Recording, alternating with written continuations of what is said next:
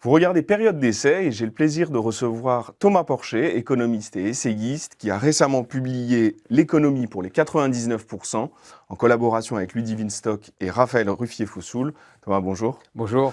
Alors, tu as choisi la bande dessinée comme format pour aborder des sujets économiques complexes. Pourquoi? Comment est né ce projet? Parce que je pars du principe que l'économie est une science difficile. C'est assez difficile et je pense qu'il y a un certain nombre de personnes qui sont prises dans leur travail et qui ne vont pas forcément le soir en rentrant chez eux ouvrir un essai d'économie pour s'informer. Donc je trouvais que le support d'une bande dessinée, c'était un support extrêmement pédagogique.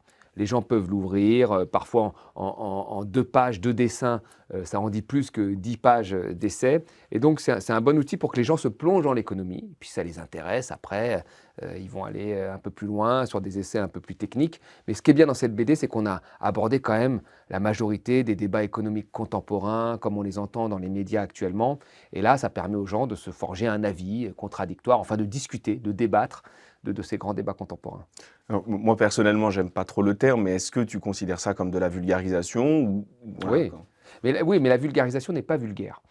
C'est important de le dire. La vulgarisation, c'est de la pédagogie en réalité. Donc là, il y a un outil de vulgarisation avec des chiffres réels, convoquant un certain nombre d'économistes qui ont été dessinés dans la BD. Et ça permet parfois, sur certains thèmes, de montrer que dans la science économique, il y a parfois plus de débats que chez les experts économiques que l'on peut voir dans les médias. Ce qu'apporte cette BD, c'est de montrer vraiment ces débats qui traversent les économistes. Et parfois, quand vous regardez une émission à la télé, vous avez l'impression qu'il y a plus de consensus, ce qui n'est pas le cas en réalité dans la vraie science économique. Alors, vous avez collaboré avec Ludivine Stock et Raphaël Ruffier-Foussoul. Comment est-ce qu'elle s'est passée, cette collaboration? Est-ce que tu peux nous parler un peu du travail Oui, c'est d'équipe? passé très bien. Alors, Ludivine est la dessinatrice, qui est une excellente dessinatrice, qui m'a présenté très rapidement des croquis, je trouvais ça très très bien. Je trouve que jusque dans mes postures, un petit peu comme ça, mise en avant et tout, je trouve qu'elle a extrêmement bien représenté mon personnage. J'aimais bien aussi le personnage de Zoé et de son papa qui est un banquier, qui a une vision un peu plus, on va dire, libérale et ce qui peut permettre d'organiser un débat avec moi. Et puis après, Raphaël, c'est le scénariste et je trouvais qu'il y avait pas mal d'humour. En fait, quand on lit la BD, il y a aussi beaucoup d'humour et ça, c'est Raphaël qui les a amenés. Donc c'est un travail qui s'est fait à 3 et qui s'est très bien passé, où ils m'ont présenté les scénarios, on les a ajustés pour pouvoir traiter l'ensemble des débats économiques contemporains. Ludivine les a dessinés et puis après, on a mis en place les dialogues, les chiffrages, etc. Pour que ce soit le plus représentatif possible. Par exemple, à un moment, on parle des dépenses publiques. On en parle beaucoup dans les médias sur la dépense publique française qui serait élevée, et c'est vrai qu'elle est plus élevée que d'autres pays, mais très peu de gens savent ce qu'il y a dans la dépense publique. Donc nous, on a représenté la dépense publique sous forme de millefeuilles, où on a mis les retraites, l'assurance chômage, l'assurance maladie, les services publics, etc. Et on l'a comparé avec 2 autres millefeuilles, le millefeuille anglais et le millefeuille américain. Et là, on se rend compte que voilà, il y a des différences qui sont dues au fait que dans certains pays, l'assurance maladie est privée majoritairement, comme aux États-Unis, que les retraites sont par capitalisation, ce qui réduit en fait le millefeuille, et donc ce qui donne en fait une idée de ce qu'il y a dans la dépense publique chez les gens en fait. Et quand les gens disent qu'il faut baisser la dépense publique, d'accord, mais où? Une fois qu'on aborde le terme et le sujet, je veux dire un peu plus profondément, et ben on se rend compte que chaque fois qu'on la coupe, ça va porter atteinte en bout à soit des services publics, soit à une population, les vieux avec les retraites ou les malades avec l'assurance maladie, etc. Alors, la BD, elle est très dense et il y a notamment une critique sur une sorte de vision réductrice un peu du travail. Comment est-ce que vous pensez qu'il faudrait redéfinir le rôle du travail dans la société? Bah, par exemple, moi je trouve qu'il y a beaucoup de débats sur le temps de travail aujourd'hui, en disant il faut travailler plus, il faut travailler plus. Vous voyez, un peu de connaissances historiques montrent qu'en fait le temps de travail a diminué très fortement le dernier siècle. Et pourquoi il a diminué? Parce que la productivité a augmenté. C'est-à-dire que nous travaillons moins, mais nous produisons beaucoup plus. Et que de manière générale, ce sont les pays pauvres qui travaillent le plus. On travaille 70 heures par semaine au Bangladesh, 50 heures en Égypte et au Pérou. Et puis après, dans les pays riches, ça diminue. Donc la vraie question, c'est pas travailler plus ou moins, c'est travailler en fait mieux, c'est-à-dire permettre de l'innovation pour augmenter la productivité. Et puis aussi la question, c'est pas travailler plus longtemps avec le même nombre de gens, c'est que plus de gens plus de gens puissent travailler et travailler dans des bonnes conditions. Vous voyez, parce qu'il y a beaucoup d'emplois qui sont des emplois précaires où les gens désireraient travailler plus. Donc, on ne peut pas réduire la question, par exemple, du travail à une durée. C'est beaucoup trop simple. Et aujourd'hui, dans le débat public, hein, on ne parle que de cette durée. Alors, il faut travailler plus longtemps quand on est vieux.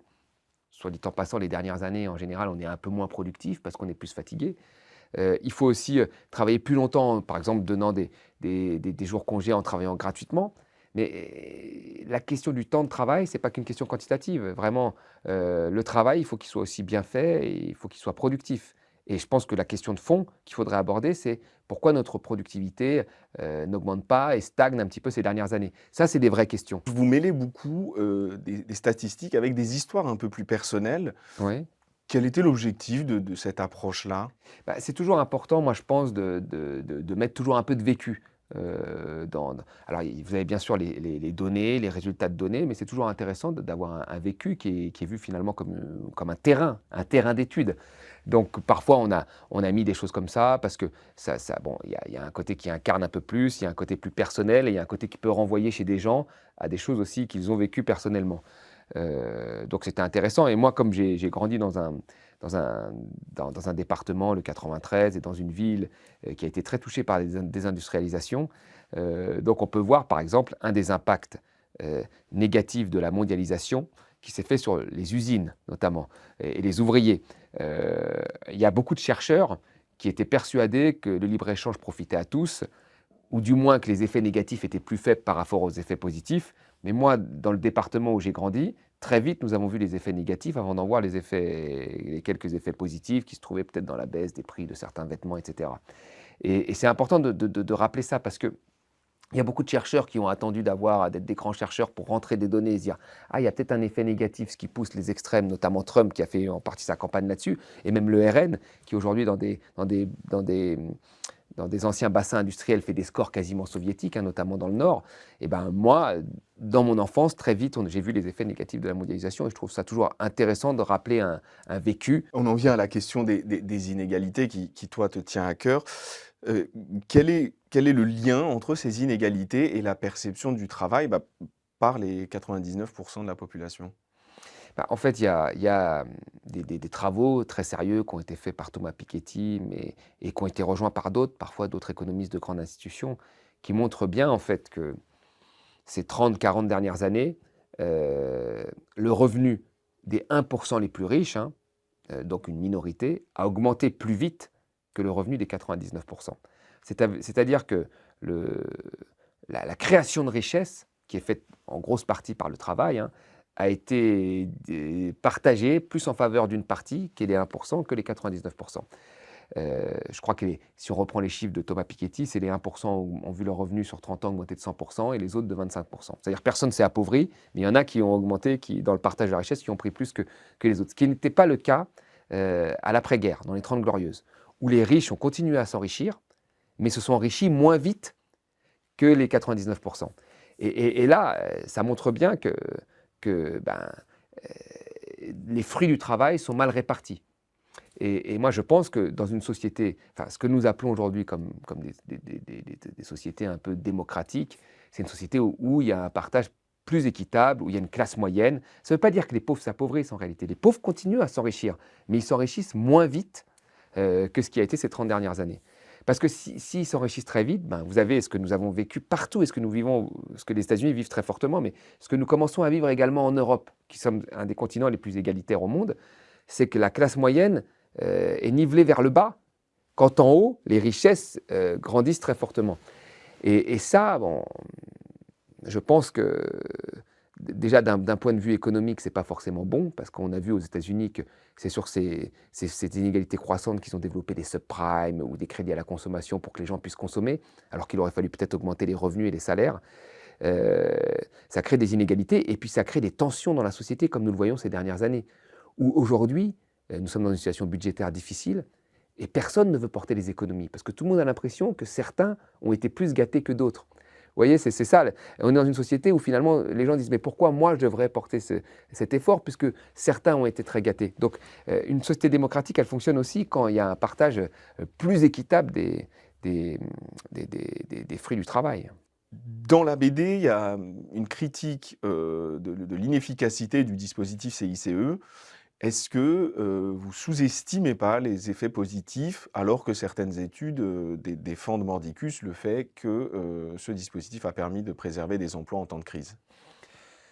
Alors moi, ce que je critique surtout, c'est ce qu'on nous avait promis au départ. Au départ, le CICE, c'était 1 million d'emplois. Alors effectivement, depuis la mise en place, et d'ailleurs M. Gattaz s'en était félicité, depuis la mise en place, vous avez eu 1 million d'emplois qui ont été créés.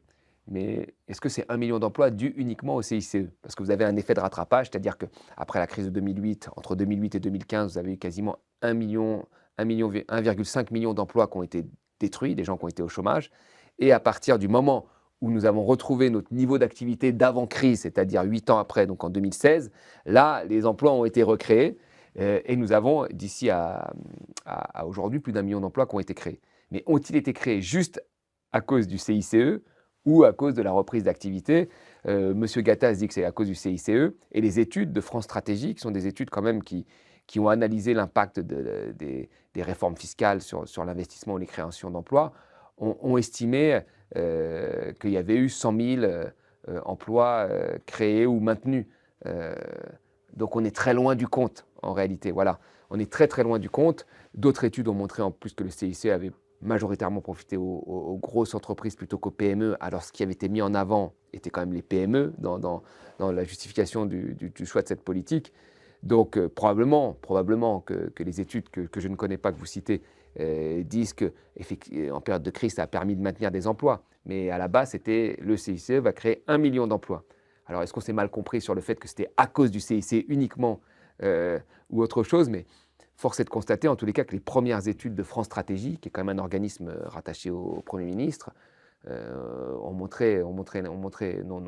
pas tenu ce chiffre d'1 million et ont tenu plutôt un chiffre de 100 000. Donc, non, moi je pense que elles auraient. Alors peut-être pour les PME, mais encore une fois, les PME, elles sont très peu en concurrence avec l'étranger. Parce que les PME, le domaine est parfois national et même plutôt local pour beaucoup d'entre elles.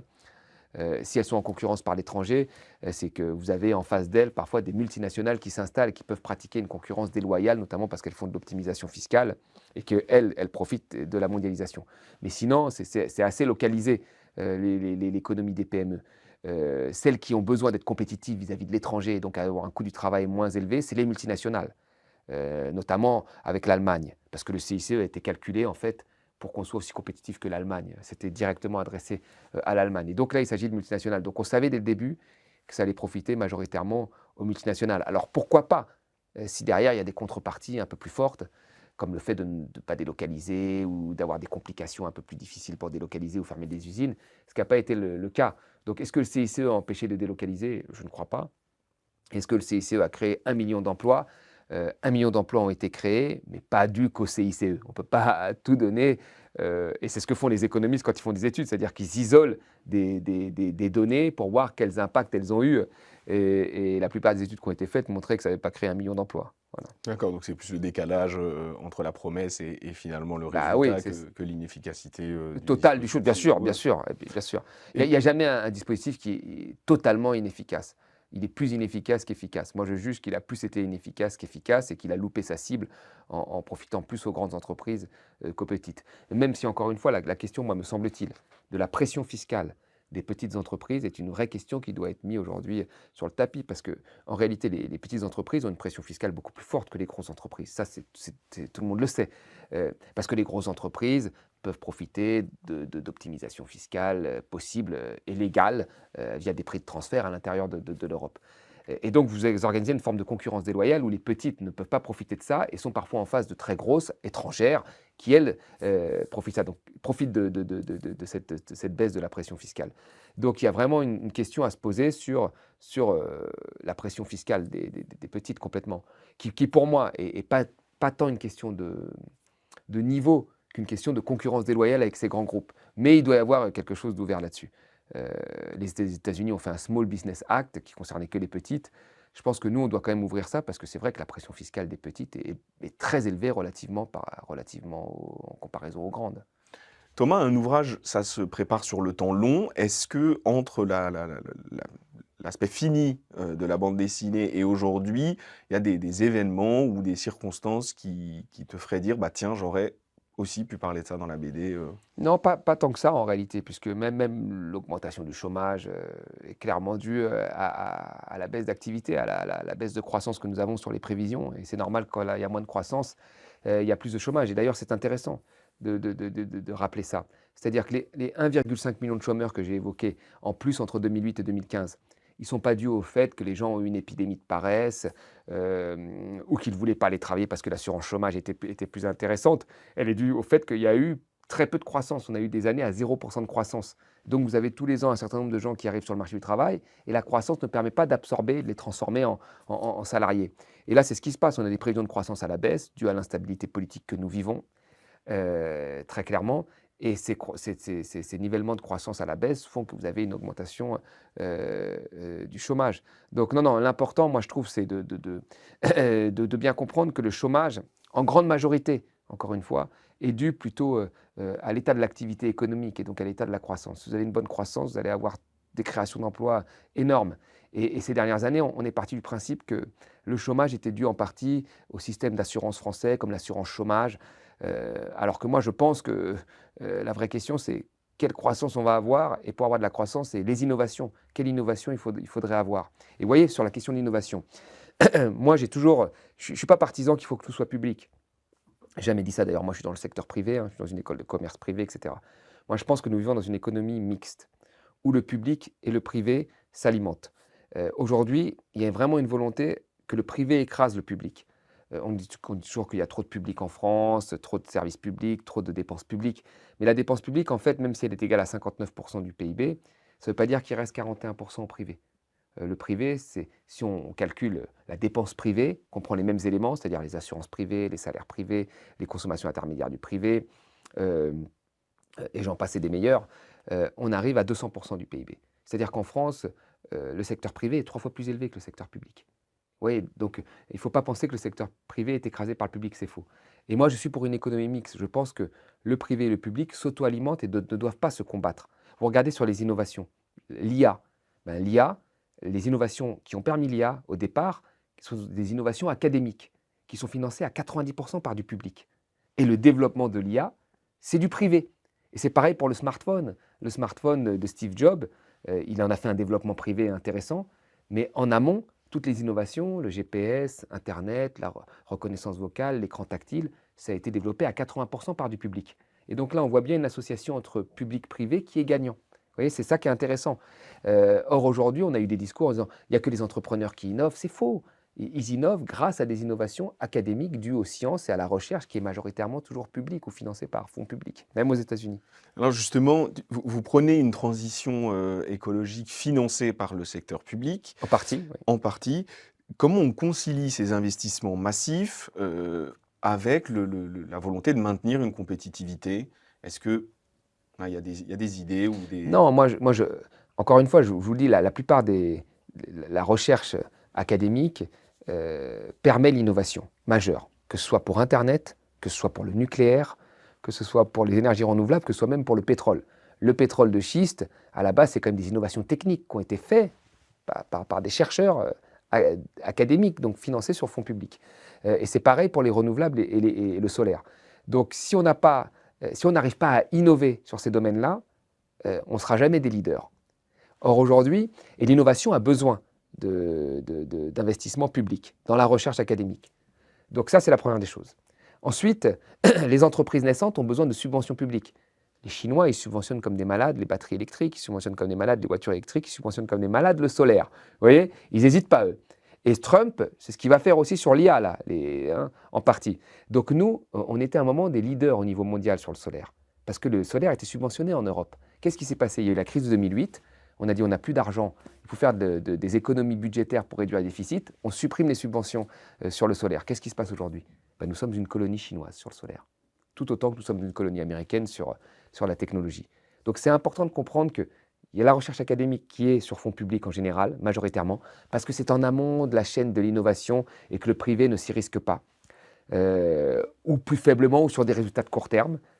Ensuite, quand les entreprises sont naissantes, il faut les protéger, les subventionner également. L'État doit assurer ce rôle-là.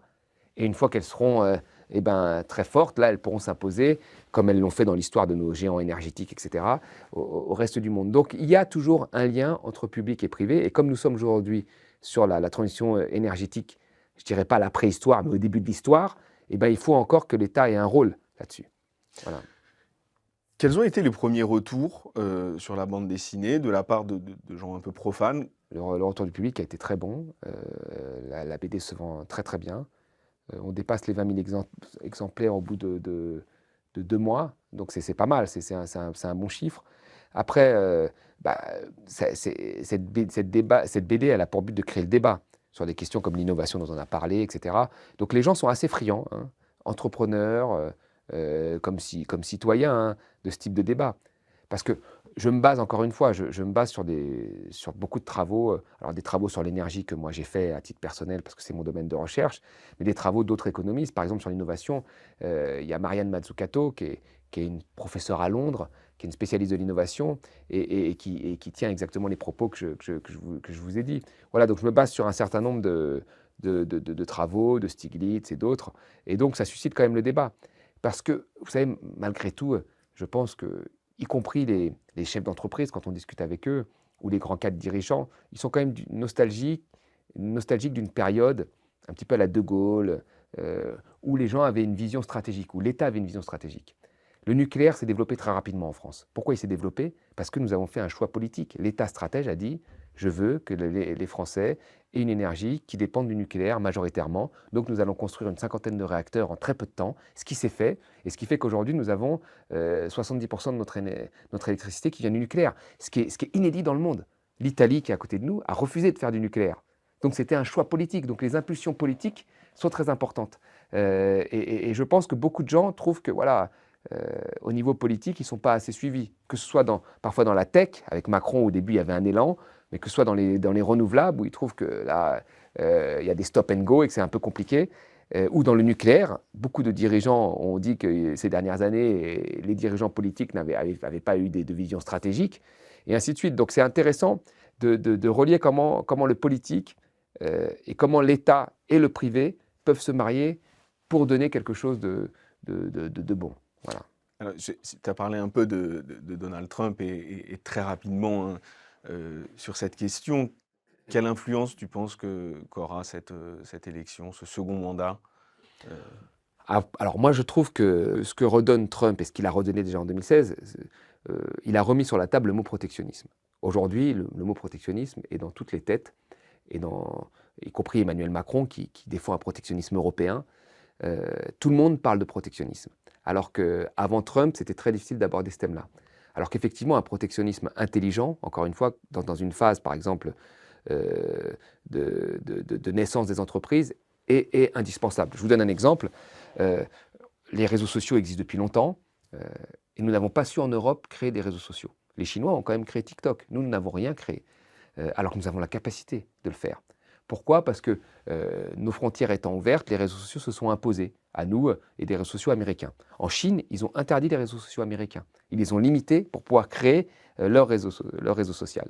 Nous aurions pu faire un substitut, par exemple, un concurrent à Twitter, à X. Nous aurions pu faire un concurrent à X, le faire fonctionner, le maintenir même en vie financièrement, avec de l'argent, même plus ou moins public. Et vous voyez, dès qu'il y a Elon Musk qui arrive, que nous jugeons en Europe que Elon Musk sert des intérêts politiques et que ce n'est plus une plateforme entre guillemets citoyenne, nous aurions pu l'interdire, l'encadrer et faire migrer les gens de X vers un substitut qui serait européen. Et vous voyez là, donc c'est important. Et pour l'IA, c'est la même chose. L'IA, soit nous disons, nous prenons l'IA chinoise et américaine, tout en sachant que nous n'aurions plus le contrôle des données publiques, qu'il y aura un tas de contrôles sur la reconnaissance faciale, etc., qui seront entre les mains de ces gens-là, ou soit nous disons, nous devons créer une IA européenne, avec nos propres règles, même si elle est moins efficace, parce que vous savez, plus vous êtes un régime autocratique, plus vous faites bosser votre IA, parce que vous avez moins de règles sur les données publiques privées, donc vous faites performer votre IA. La reconnaissance faciale dans l'espace public, en Chine, ça y est, chez nous, on n'en veut pas en Europe, hein, on a réglementé ça tout de suite. Donc même si on a une IA au début qui serait moins performante, au moins nous aurons un concurrent et un substitut si nous voulons encadrer le pouvoir de ces IA américaines. Là, le problème, c'est que nous avons mis toutes nos données dans ces IA-là. Et ça, c'est un vrai. Et donc, vous voyez, ça, c'est des choses sur lequel il va falloir quand même discuter. Et ça, c'est un mélange entre intervention de l'État, intérêt privé, intérêt de la sphère de l'opinion publique et de la masse. Donc, c'est des questions qui sont beaucoup plus simples que de dire il faut laisser faire les entrepreneurs, ou les États-Unis sont meilleurs, donc il faut ouvrir nos frontières pour les prendre. Voilà, il faut revenir, moi je trouve, à un équilibre un peu plus sain entre choix politique, ce que nous voulons, et souveraineté aussi industrielle, quoi, qui est très importante. On est dans un contexte de crise, qu'elle soit climatique, environnementale et sociale, voire politique, hein, ces derniers temps. Comment est-ce que vous voyez l'évolution du monde du travail dans les décennies à venir? C'est très difficile parce que moi je vois l'IA et les études qui sont faites en disant les destructions d'emplois que ça pourrait entraîner. C'est pour ça qu'il est très important de comment vous dire, il y a dans la phase de développement de l'IA, vous avez bien sûr toute la phase de développement, et après vous avez la question de qu'est-ce qu'on veut en faire de cette IA. Est-ce que cette IA va être très utile, ou qu'elle va se substituer à des travailleurs et qui va faire gagner de l'argent à un petit nombre de gens? Je m'explique. Si vous avez une IA qui vient en renfort des chercheurs, des médecins, ou même d'activités de journalistes, en facilitant leur travail, c'est une bonne chose. C'est-à-dire que l'IA va accompagner un travail qualifié et en lui permettant de performer un peu plus. C'est bien.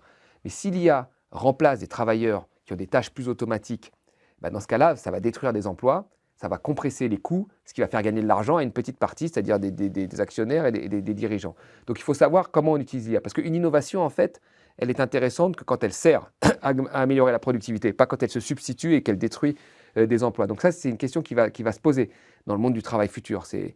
Et jusqu'à preuve du contraire, pour le moment, l'IA, elle est plus sur le côté de s'attaquer au type de travail où il y a des automatisations, où il y a de l'automatisation. Donc là, vous voyez, ça c'est une question moi, que je trouve importante. Et puis après, il y a toujours cette aussi notion de concurrence mondiale qui commence à être de plus en plus exacerbée, qui existe aussi en Europe, où avec finalement les mouvements des capitaux, avec les délocalisations qui sont rendues de plus en plus simples, eh ben, on va toujours chercher le coût du travail le plus faible. Et donc, il y a une partie, en fait, de l'emploi, qui est entre guillemets le moins qualifié, j'aime pas ce terme, qui subit la concurrence mondiale. Et Trump, quand il met ses droits de douane, il revient un peu là-dessus. Et je pense que nous devons aussi revenir là-dessus, parce qu'il y a des industries qui, pour des raisons de sécurité, de stratégie, qui doivent être chez nous. Le médicament, la santé, l'armement, je ne sais pas moi, des choses comme ça. Il faut d'ailleurs les définir collectivement. Qu'est-ce que l'on juge collectivement de stratégique pour l'avenir, pour notre sécurité, pour notre santé? Et celle-là, on doit rapatrier les emplois et les industries. On doit les sortir finalement, ces industries, de la compétitivité, de la compétition mondiale et de cette course à la compétitivité en compressant les coûts, parce que la finalité est plus problématique que cette histoire de compétition, et nous l'avons vu pendant le Covid avec la dépendance que nous avions sur un certain nombre d'industries. Et donc ça, c'est des questions que l'on doit sortir pour moi du fonctionnement de la concurrence mondiale. Merci Thomas d'avoir répondu à mes questions. Quant à moi, je vous propose de retrouver donc l'économie pour les 99%, publié aux éditions Stock, disponible en librairie. Et je vous dis à très bientôt pour un nouvel épisode de Période d'essai.